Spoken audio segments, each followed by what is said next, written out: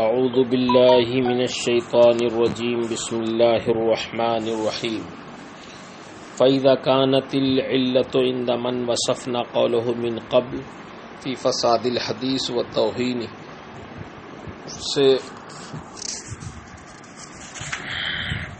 امام مسلم رحمہ اللہ کوئی نئی بات نہیں کہہ رہے ہیں، بلکہ وہی باتیں جو آپ نے پہلے ذکر کی تھی اسی اعتراض کا اعادہ کیا کہ اگر فریق مخالف کے نزدیک حدیث کے ضعیف اور قابل حجت نہ ہونے کی وجہ فقط ارسال ہے، یعنی امکان ارسال ہے، تو اسے چاہیے کہ اپنے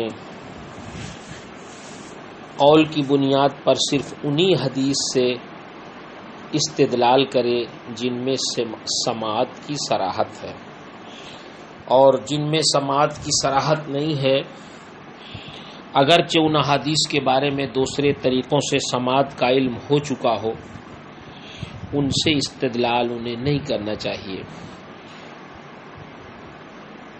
فرماتے ہیں کیونکہ راویان احادیث کا حال ہم نے مثالوں کے ذریعے واضح کر دیا ہے کہ کبھی سند میں وہ صعود کرتے ہیں، یعنی صعود کا مطلب یہ ہے کہ حدیث کو کم واسطوں سے بیان کرتے ہیں، کچھ حذف کر دیتے ہیں، اور جب کبھی وہ انبساط میں ہوتے ہیں، وجد میں ہوتے ہیں، تو نزول کرتے ہیں، یعنی حدیث کی سند میں جتنے واسطے ہوتے ہیں وہ سارے واسطوں کو بیان کرتے ہیں۔ جب صورتحال یہ ہے تو فریق مخالف پر لازم ہوگا کہ وہ ہزاروں کی تعداد میں احادیث معنہن کو ضعیف قرار دیتے ہوئے ان سے احتجاج اور استدلال کے دروازے کو بند کر دیں۔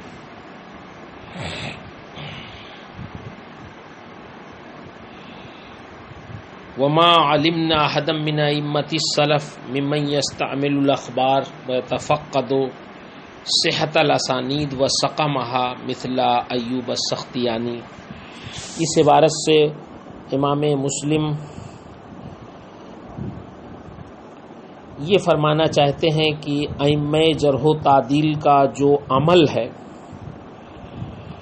اس عمل سے بھی ہمارے مخالف کے موقف کی تردید ہوتی ہے۔ فرماتے ہیں کہ ائمہ اسلاف میں سے جو ائمہ جرح و تعدیل ہیں، مثلا حضرت ایوب سختیانی، عبداللہ بن عون، امام مالک، حضرت شعبہ، یحییٰ بن سعید رحمہم اللہ، اور ان کے بعد کے ائمہ، کسی کے بارے میں ہمیں یہ علم نہیں ہے کہ وہ غیر ضروری طور پر سماع اور لقاء کی تحقیق و تفتیش میں پڑے ہوں۔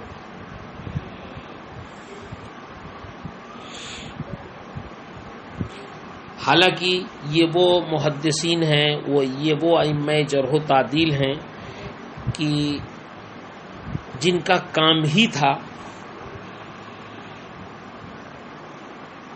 احادیث کی صحت اور اس کے ذوف کی تلاش، اور احادیث کو پرکھنا ہی ان کا منصب تھا، لیکن پھر بھی انہوں نے سماع اور لقاء کی تفتیش بلا وجہ نہیں کی، اس لیے کہ جب ایک ثقہ راوی دوسرے ثقہ راوی سے حدیث کی روایت کرے تو یہ خود ہی حدیث کے صحیح ہونے کی دلیل ہے۔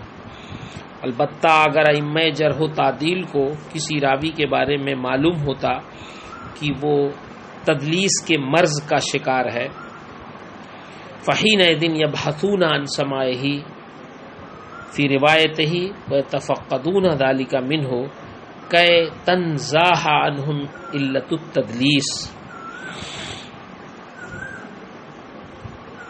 اگر یہ معلوم ہوتا کہ وہ تدلیس کے مرض کا شکار ہے اور تدلیس سے وہ مشہور ہے تو ضرور اس کی سماع کی تحقیق کرتے تاکہ اس سے تدلیس کی بیماری دور ہو جائے، لیکن فمن ابتغى ذلك من غیر مدلس علی الوجہ الذی زعم من حکینا قولہ فما سمعنا ذلك عن احد ممن سمینا ولم نسمع من الائمہ.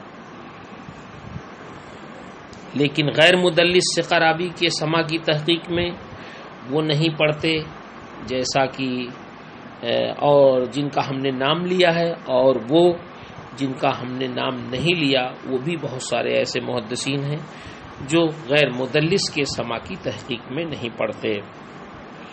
لہٰذا اس سے بات سمجھ میں آئی کہ ہمیں بھی سما کی تحقیق میں اور لقا کی تحقیق میں نہیں پڑھنا چاہیے، بلکہ امکان سما اور امکان لقا ہی کافی ہے ان کے لیے. ومن ذلك ان عبد الله بن يزيد الانصاري وقد راى النبي صلى الله عليه وسلم قد روى عن حذيفه وعن ابي مسعود الانصاري وعن كل واحد منهما حديثا يسنده الى النبي صلى الله عليه وسلم وليس في روايته عنهما ذكر السماع منهما ولا حفظنا في شيء من الروايات ان عبد الله ابن یزید شافہ حذیفہ وابا مسعود بحدیث قط ولا وجدنا ذکر رؤیتہ یاہما فی روایت بعینہ الی آخر. یہاں سے امام مسلم رحمہ اللہ نے جو دعویٰ کیا کہ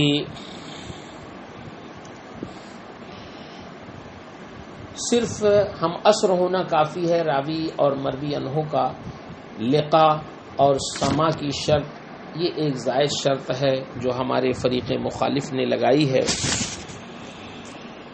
اپنے دعوے کی اس تائید اور مخالف کی تردید میں انہوں نے مثالیں بھی دی ہیں.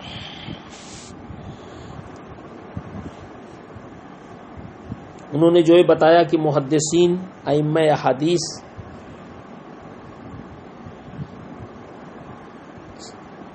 ثقہ راویوں کے سما اور لقا پر کوئی بحث نہیں کرتے، نہ تفتیش کرتے ہیں، بلکہ ثقہ راوی کی روایت ثقہ سے جب مدلس ہو نہ ہو تو پھر ان کی روایتوں کو قبول کرتے ہیں. انہی روایتوں میں سے حضرت عبداللہ بن یزید بن زید انصاری ہیں جو ایک چھوٹے صحابی ہیں، کم عمر صحابی تھے. حضرت حذیفہ بن یمان رضی اللہ تعالیٰ عنہ جو صاحب سر رسول اللہ کہلاتے تھے، جلیل القدر صحابی ہیں، ان سے یہ حدیث روایت کرتے ہیں. انہوں نے ایک حدیث روایت کی، اخبرنی رسول اللہ صلی اللہ علیہ وسلم بما ہوا کائن الی ان تقوم الساعہ.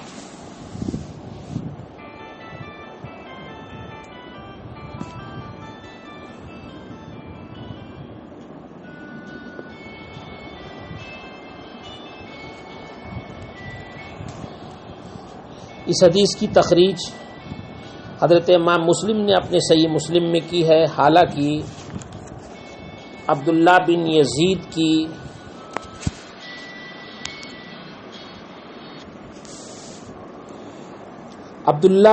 یزید کی حضرت حذیفہ بن یمان سے ملاقات اور سما کا ثبوت حضرت امام مسلم فرماتے ہیں کہ ہمارے علم میں نہیں ہے، اور نہ ہی کسی دوسری روایت میں ہم پاتے ہیں کہ عبداللہ بن یزید نے انہیں دیکھا. اسی طرح حضرت عبداللہ بن یزید انصاری نے حضرت ابو مسعود بدری انصاری سے بھی حدیث روایت کی ہے. وہ حدیث یہ ہے کہ ان المسلم اذا انفق علی اہلہ نفق وہو یحتسبها کانت لہ صدقہ. یہ بخاری کی حدیث. اس حدیث میں بھی معاملہ یہی ہے کہ عبداللہ بن یزید کی حضرت ابو مسعود انصاری سے ملاقات اور سما کی تحقیق نہیں ہے، لیکن چونکہ ان کے زمانے میں یہ تھے اس لیے ملاقات کا امکان ہے.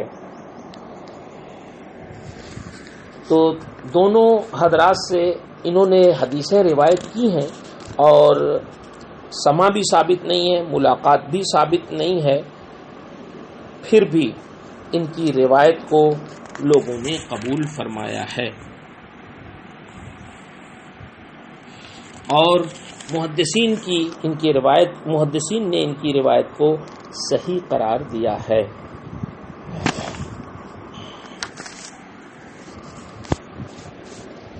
اسی طریقے سے فرماتے ہیں وہذا ابو عثمان النہدی و ابو رافع السائق وہما ممن ادرک الجاہلیہ وصحب اصحاب رسول اللہ صلی اللہ علیہ وسلم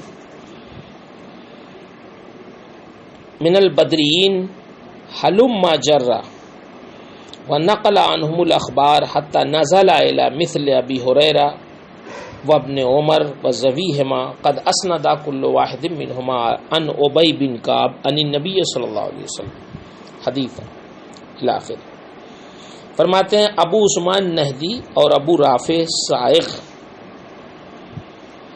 یہ ان اصحاب میں سے ہیں جنہوں نے جاہلیت کا زمانہ پایا اور نبی کریم صلی اللہ علیہ وسلم کے بدری صحابہ کے صحبت میں بیٹھے ان سے احادیث کی روایت کی، یہاں تک کہ حضرت ابو ہریرہ، حضرت ابن عمر اور ان جیسے راویان احادیث سے حدیثیں روایت کی۔ ان میں سے ہر ایک نے حضرت ابی بن کعب کے واسطے سے نبی کریم صلی اللہ علیہ وسلم سے ایک ایک حدیث روایت کی، حالانکہ ہم نے کسی بھی خاص روایت میں یہ نہیں پایا کہ انہوں نے حضرت ابی بن کعب کو دیکھا ہے یا ان سے سنا ہے۔ ابو عثمان نہدی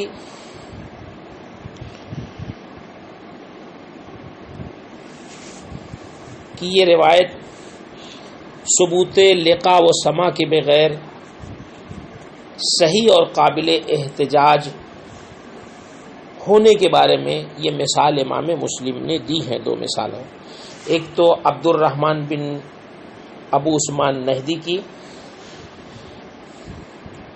یہ طبقہ ثانیہ میں سے ہیں، ثقہ ہیں، معتبر ہیں، سیاستہ میں ان کی حدیث ہے۔ دوسرے ہیں ابو رافع الصائغ، یہ بھی طبقہ ثانیہ میں سے ہیں، کبار تابعین میں سے ہیں اور سیاستہ میں ان کی حدیث ہیں۔ حضرت ابو عثمان نہدی کی حضرت ابی سے روایت ہے، حضرت ابو رافع کی بھی حضرت ابی سے روایت ہے۔ حضرت امام مسلم فرماتے ہیں کہ ہمیں کسی بھی روایت سے علم نہیں ہو سکا کہ ابو عثمان نہدی اور ابو رافع کی ملاقات حضرت ابی بن کعب سے ہوئی ہو یا ان حضرات نے انہیں دیکھا یا ان سے کچھ سنا ہو، باوجود اس کے ان کی حدیثیں محدثین کے نزدیک صحیح اور قابل حجت۔ پھر فرماتے ہیں واسند ابو عمرو الشیبانی وهو ممن ادرک الجاہلیۃ وکان فی زمن النبی صلی اللہ علیہ وسلم رجلا وابو معمر عبد اللہ بن سخبرہ کل واحد منہما عن ابی مسعود الانصاری نے نبی صلی اللہ علیہ وسلم خبرین۔ ابو عمرو شیبانی یہ دور جاہلیت پانے والوں میں سے ہیں، یہ عہد رسالت میں جوان تھے، اور ابو معمر عبداللہ بن سخبرہ ان میں سے ہر ایک نے حضرت ابو مسعود انصاری کے واسطے سے نبی کریم صلی اللہ علیہ وسلم سے دو حدیثیں روایت کی ہیں۔ ابو عمرو شیبانی کا نام سعد بن ایاس ہے، یہ کوفی ہیں، طبقہ ثانیہ میں سے ہیں، ثقہ ہیں، تقریباً 120 سال کی عمر انہوں نے پائی ہے، سیاستہ میں ان میں سے مروی حدیث ہیں۔ عبداللہ بن سخبرہ ازدی یہ بھی کوفی ہیں، ثقہ راوی ہیں، طبقہ ثانیہ سے ہیں، سیاستہ میں ان کی احادیث ہیں۔ حضرت ابو مسعود انصاری سے یہ دونوں حضرات روایت کرتے ہیں۔ ابو عمرو شیبانی کی حدیث ابو داؤد کی ہے، جاء رجل النبی صلی اللہ علیہ وسلم فقال یا رسول اللہ انی ابدع بی فاحملنی قال لا اجد ما احملک علیہ۔ دوسری روایت مسلم شریف کی ہے، جاء رجل بناقۃ مختومہ فقال هذه فی سبیل اللہ فقال رسول اللہ صلی اللہ علیہ وسلم لک بها یوم القیامہ، سبوں میں۔ یہ دو روایتیں حضرت ابو مسعود انصاری سے مروی۔ اسی طریقے سے حضرت ابو مسعود انصاری سے عبداللہ بن سخبرہ کی روایت کہ کان رسول اللہ صلی اللہ علیہ وسلم یمسح مناکبنا فی الصلاۃ ویقول استووا ولا تختلفوا، اس کو مسلم شریف نے روایت کیا ہے۔ دوسری روایت ہے لا تجزی صلاۃ الرجل حتی یقیم ظہرہ فی الرکوع والسجود، یہ ابو داؤد شریف کی روایت ہے۔ یہ دونوں روایتیں حضرت ابو مسعود انصاری سے مروی ہیں، صحیح ہیں، لیکن ان روایتوں میں کہیں بھی ابو مسعود انصاری سے سماع یا لقاء کا کوئی ثبوت نہیں ہے۔ واسند عبید بن عمیر عن ام سلمہ زوج النبی صلی اللہ علیہ وسلم عن النبی صلی اللہ علیہ وسلم حدیثا و عبید ولد فی زمن النبی صلی اللہ علیہ وسلم۔ عبید بن عمیر نے ام المومنین حضرت سلمہ کے واسطے سے نبی کریم صلی اللہ علیہ وسلم سے ایک حدیث روایت کی ہے، اور عبید عہد نبوی میں پیدا ہوئے۔ حضرت عبید بن عمیر یہ مکی ہیں، بقول حضرت امام مسلم کے عہد نبوی میں پیدا ہوئے، لیکن دوسرے محدثین نے انہیں کبار تابعین میں شمار کیا۔ یہ مکۃ المکرمہ کے واعظین میں سے تھے، ان کی ثقافت پر محدثین کا اجماع ہے۔ عبداللہ ابن عمر سے پہلے ان کی وفات ہوئی، ان کی حدیث سیاہ ستہ میں ہیں۔ ان کی حدیث جو ام سلمہ سے مروی ہے وہ ہے قالت ام سلمہ لما مات ابو سلمہ قلت غریب وفی ارض غربہ۔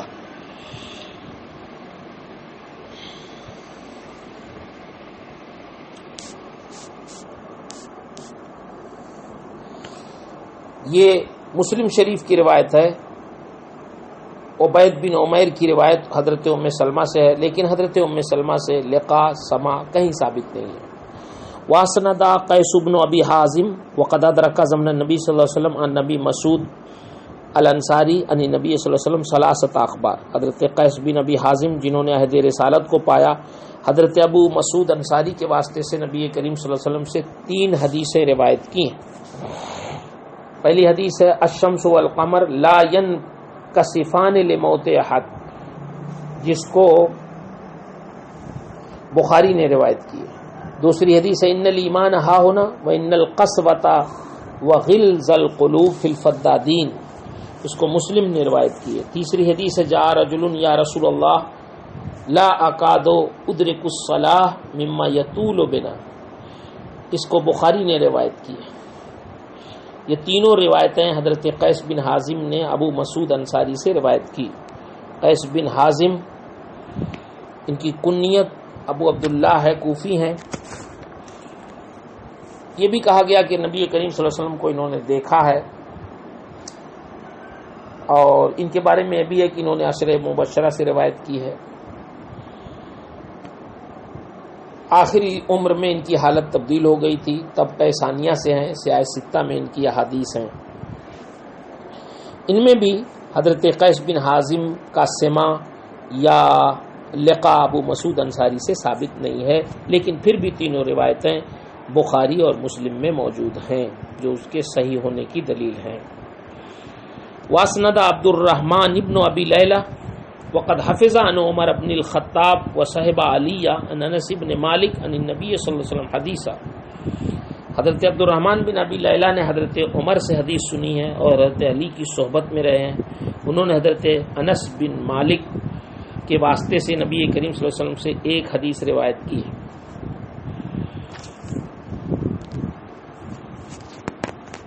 اس سے بھی امام مسلم نے مثال پیش کی ہے، نویں مثال۔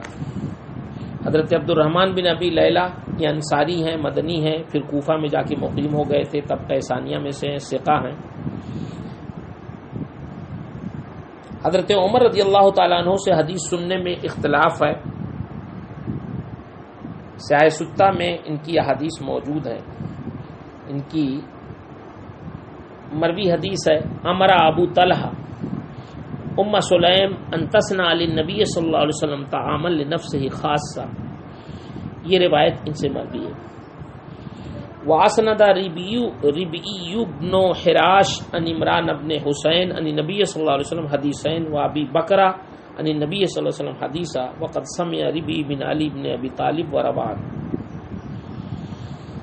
حضرت ربیع بن حراش نے حضرت عمران بن حسین کے واسطے سے نبی کریم صلی اللہ علیہ وسلم سے 2 حدیثیں اور حضرت ابو بکرہ کے واسطے سے 1 حدیث روایت کی ہے۔ حضرت ربیع نے حضرت علی سے سنا ہے اور ان سے روایت کی ہے۔ حضرت ربیع کا ذکر گزر چکا ہے، یہ کوفی ہیں، ثقہ ہیں، عابد و زاہد راوی ہیں۔ انہوں نے ہی قسم کھائی تھی کہ جب تک میں اپنا ٹھکانہ نہیں دیکھ لوں گا، زندگی میں ہنسوں گا نہیں۔ صحیح ستہ میں ان کی یہ حدیث ہے۔ حضرت عمران بن حسین سے 2 حدیثیں انہوں نے روایت کی۔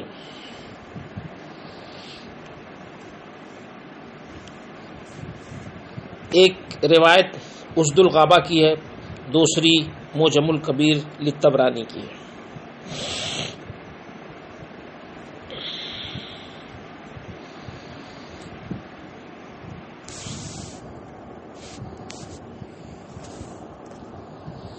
وہ حدیث ہے کہ ان عبد المطلب کانا خیر لقومی کا من کا کانا یطعمہم السنام والکبد وانت تنہرہم۔ دوسری ہے قال رسول اللہ صلی اللہ علیہ وسلم یوم خیبر لاؤتین الرایا غدا رجلا یحب اللہ ورسولہ۔ حضرت ابو بکرہ سے ایک حدیث مروی ہے، وہ ہے اذا المسلمان حمل احدهما علی اخیہ السلاح فہما علی جرف جہنم۔ امام مسلم نے اس حدیث کی تخریج کی، امام بخاری نے اس کی طرف اشارہ کیا۔ واسند نافع ابن جبیر ابن مطعم عن ابی شریح الخزاعی عن نبی صلی اللہ علیہ وسلم۔ حضرت نافع بن جبیر نے حضرت ابو شریح کے واسطے سے نبی کریم صلی اللہ علیہ وسلم سے ایک حدیث کی روایت کی۔ حضرت نافع بن جبیر یہ مدنی ہیں، ثقہ ہیں، طبقہ ثالثہ میں سے ہیں، سیاہ ستہ میں ان کی حدیث ہے۔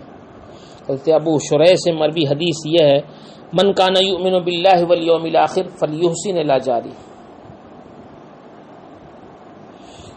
واسند النعمان بن ابی عیاش عن ابی سعید الخدری ثلاثۃ احادیث عن النبی صلی اللہ علیہ وسلم۔ نعمان بن ابو عیاش نے ابو سعید خدری سے 3 حدیثیں روایت کی ہیں سرکار سے۔ یہ 13ویں مثال ہے۔ نعمان بن ابو عیاش یہ انصاری ہیں، مدنی ہیں، ثقہ ہیں، طبقہ رابعہ سے ہیں، بخاری، مسلم، ترمذی، نسائی، ابن ماجہ میں آپ کی حدیث موجود ہیں۔ حضرت ابو سعید خدری سے مروی 3 حدیثیں یہ ہیں۔ نمبر 1 من صام یوما فی سبیل اللہ باعد اللہ وجہ عن النار 70 خریفہ، اس کو مسلم نے روایت کی ہے۔ دوسری ہے ان ادنی اہل النار عذابا ینتعل بنعلین من نار، اس کو بھی مسلم نے روایت کی ہے۔ تیسری ہے ان ادنی اہل الجنہ منزلۃ رجل صرف اللہ تعالی وجہہ عن النار قبل الجنہ، اس کو بھی مسلم نے روایت کی۔ واسند عطاء بن یزید اللیثی ان تمیم الداری عن النبی صلی اللہ علیہ وسلم حدیثا۔ عطاء بن یزید لیثی نے حضرت تمیم داری سے نبی کریم صلی اللہ علیہ وسلم کے واسطے سے نبی کریم صلی اللہ علیہ وسلم سے ایک حدیث روایت کی ہے۔ عطاء بن یزید لیثی یہ مدنی ہے، شام میں انہوں نے اقامت اختیار کر لی تھی، ثقہ راوی ہیں، طبقہ ثالثہ سے ہیں، سیاہ ستہ میں ان کی یہ حدیث موجود ہے۔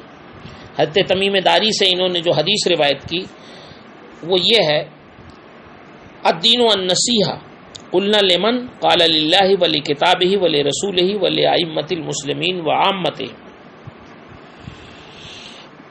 اس کو مسلم نے روایت کی ہے۔ واسندہ سلیمان بن یسار ان رافع بن خدیج عن نبی صلی اللہ علیہ وسلم حدیثہ، حضرت سلیمان بن یسار نے حضرت رافع بن خدیج کے واسطے سے نبی کریم صلی اللہ علیہ وسلم سے ایک حدیث روایت کی۔ حضرت سلیمان بن یسار مدنی ہیں، ام المومنین حضرت میمونہ کے آزاد کردہ غلام ہیں، یہ بھی کہا گیا حضرت ام سلمہ کے آزاد کردہ غلام ہیں، ثقہ ہیں، صاحب فضیلت ہیں، فقہائے سبع اور کبار سب طبقہ ثالثہ سے ہیں، سیاہ ستہ میں آپ کی حدیث ہیں۔ آپ نے حدیث محاقلہ حضرت رافع بن خدیج کے واسطے سے روایت کی، جس کی تخریج امام مسلم نے کی ہے۔ کننا نحاقل الارض علی عہد رسول اللہ صلی اللہ علیہ وسلم۔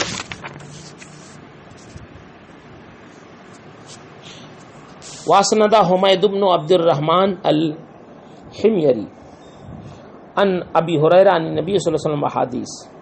حضرت حمید بن عبد الرحمن نے حضرت ابو ہریرہ کے واسطے سے کئی حدیثیں نبی کریم صلی اللہ علیہ وسلم سے روایت کی ہیں. قال رسول اللہ صلی اللہ علیہ وسلم افضل الصیام بعد رمضان شہر اللہ المحرم.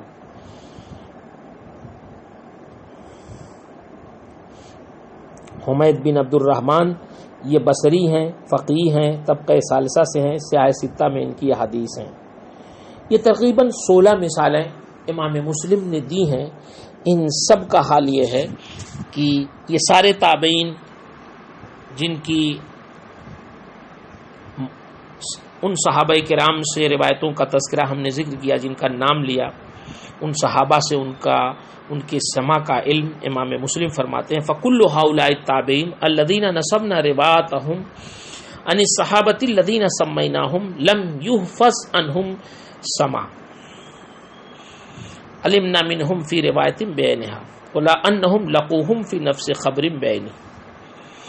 یہ سارے تابعین جو صحابہ کرام سے روایت کرتے ہیں، جن کا تذکرہ ہم نے ابھی کیا، ان صحابہ سے ان کا سماع ہمیں کسی خاص روایت میں نہیں ملا، اور نہ ہی کسی متعین روایت میں ہمیں یہ علم ہوا کہ ان تابعین کی ان صحابہ سے ملاقات ہے.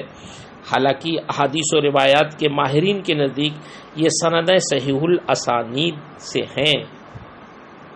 وہی اسانید و عند ذوی المعرفہ بالاخبار والروایات من صحاح الاسانید لا نعلمهم وہنوا منها شیئا قط ولا التمسوا فيها سماع بعضهم من بعض. ہم نہیں جانتے کہ ماہرین میں سے کسی نے انہیں کچھ بھی ضعیف کہا ہو، اور نہ ہی یہ جانتے ہیں کہ ماہرین میں سے کسی نے بعض سے بعض کے سماع کی چھان پھٹک کی ہو. اس کی وجہ یہی ہے کہ ان میں سے ہر ایک کا اپنے شیخ سے سماع بغیر کسی استباط کے ممکن ہے، اس لیے کہ ان میں معاصرت ہے. بس یہی لوگ سمجھتے تھے معاصرت ہے تو سماع ممکن ہے، اور لقا ہونا یا سماع کا ثبوت یہ کوئی ضروری نہیں ہے، صرف معاصرت ہی لوگوں نے کافی سمجھا.